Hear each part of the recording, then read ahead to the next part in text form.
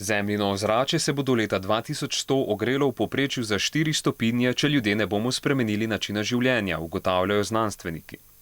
To bi se zgodilo zaradi velike količine toplogrednih plinov v ozračju. Največja težava je uporaba fosilnih goriv, to je plina, nafte in premoga, ki je tudi največji onesnaževalec.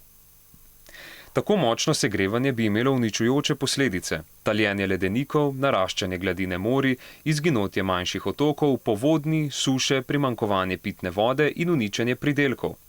To pomeni tudi dvig cen hrane, 100 milijonov več revnih ljudi in izumrtje nekaterih živalskih vrst. Čeprav so se države že zavezale k temu, da bodo poskrbele za zmanjšanje izpustov, pa se bo po trenutnih ocenah ozračje vseeno segrelo za skoraj 3 stopinje, kar je preveč.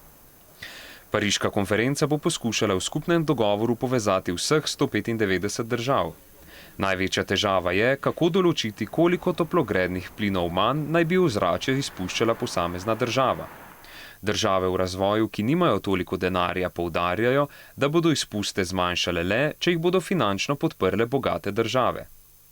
Cilj podnebne konference v Parizu je torej dogovor vseh držav glede zmanjšanja količine izpustov toplogrednih plinov do te mere, da se zemljino ozračje ne bo segrelo za več kot 2 stopinji, kar naj bi bila še obvladljiva sprememba. Hkrati pa bo treba resneje razmisliti o prehodu na naravne in obnovljive vire energije.